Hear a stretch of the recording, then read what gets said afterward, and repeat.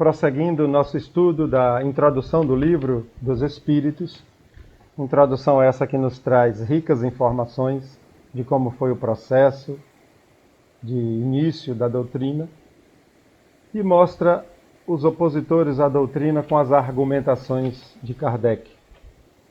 Então, vamos iniciar a parte 16, onde Kardec vai colocar as duas oposições que ele considerou raciocinada, digna de ser debatida mesmo. Então, vamos lá. Resta-nos examinar duas objeções, as únicas que merecem verdadeiramente esse nome, porque estão baseadas sobre teorias racionais. Uma e outra admitem a realidade de todos os fenômenos, materiais e morais, mas excluem a intervenção dos espíritos.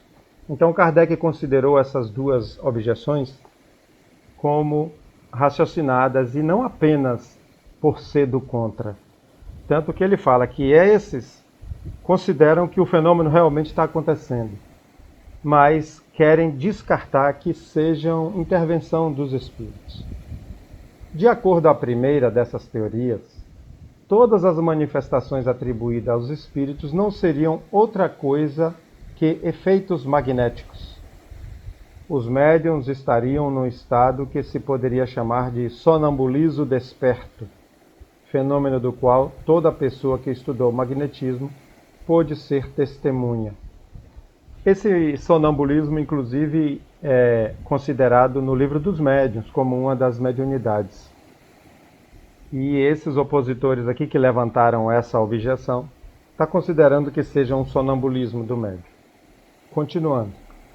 Nesse estado, as faculdades intelectuais adquirem um desenvolvimento anormal. O círculo de percepções intuitivas se estende fora dos limites da nossa concepção normal. Então, nesse estado de sonambulismo desperto, as percepções, a intelectualidade, tudo fica mais aguçadas.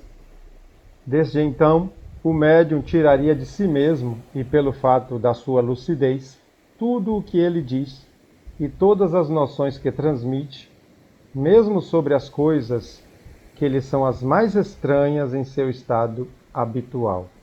Considera aqui, então, que o médium tira esses conhecimentos das comunicações dele mesmo, dessa intelectualidade e percepção que fica aguçada durante o sonambulismo. Não seremos nós que contestaremos a força do sonambulismo, do qual vimos os prodígios e estudamos todas as fases durante mais de 35 anos. Kardec era um estudioso, do magnetismo na época, e ele estudou isso muito. Então, continuando o texto. Concordamos que, com efeito, muitas manifestações espíritas podem se explicar por esse meio. Mas uma observação firme e atenta mostra uma multidão de fatos onde a intervenção do médium, de outro modo, que como instrumento passivo é materialmente impossível. Então Kardec aqui já está concordando que realmente pode acontecer alguns fenômenos em que esteja sendo assim, do sonambulismo ativo, desperto, mas que ele cita aqui que várias comunicações a gente vai ver que é impossível que o médium tenha tirado dele mesmo. Vamos ver por quê? A aqueles que partilham dessa opinião, diremos como aos outros: vede e observai, porque seguramente não vistes tudo. Faremos oposição em seguida, duas considerações tiradas da sua própria doutrina. Isso é Kardec falando para esses opositores. Eu vou fazer oposição, vou fazer umas observações e que elas estão na sua própria doutrina, no seu próprio argumento. De onde veio a teoria espírita? É um sistema imaginado por alguns homens para explicar os fatos? De nenhum modo. Quem, pois, a revelou? Precisamente esses mesmos médiuns cuja lucidez exaltais. Então Kardec aqui está argumentando que a doutrina espírita saiu desses próprios médiuns em que ele está exaltando a lucidez durante o sonambulismo, exaltando a intelectualidade, né? Esse contraditor está exaltando a intelectualidade do médium, como se ele tirasse tudo dele. Então Kardec pergunta: de onde veio todo o trabalho da doutrina? Não foi desses médiuns em que esse opositor está exaltando? Vamos continuar o texto.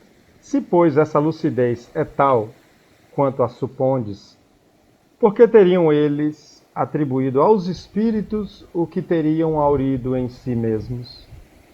Como teriam dado essas informações tão precisas, tão lógicas, tão sublimes sobre a natureza dessas inteligências extra-humanas?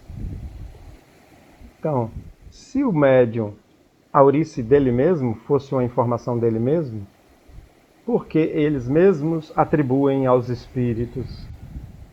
De duas coisas, uma: ou eles são lúcidos, ou não são.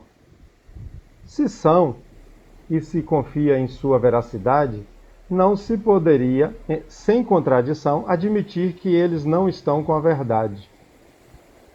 Então, se esses opositores dizem que esses médiuns são lúcidos e buscam neles mesmos, seria uma contradição dizer que eles não estão escrevendo ou falando a verdade. Em segundo lugar, se todos os fenômenos tivessem sua fonte no médium, eles seriam idênticos no mesmo indivíduo e não se veria a mesma pessoa ter uma linguagem discordante e exprimir alternativamente as coisas mais contraditórias. Então, esse mesmo médium não diria uma coisa, né, numa comunicação espiritual, e depois diria uma contraditória, ou escreveria. Né? Isto porque são espíritos diferentes. Né?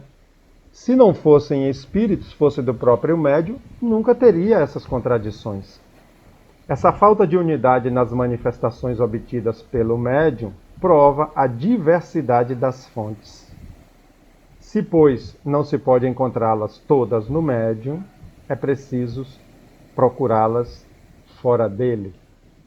Então está aí a argumentação, a contra-argumentação de Kardec, dizendo que se o médium passa informações tão diferentes, com linguagens diferentes, às vezes uma sendo contraditória à outra, tem que buscar essa explicação dessas informações fora do médium.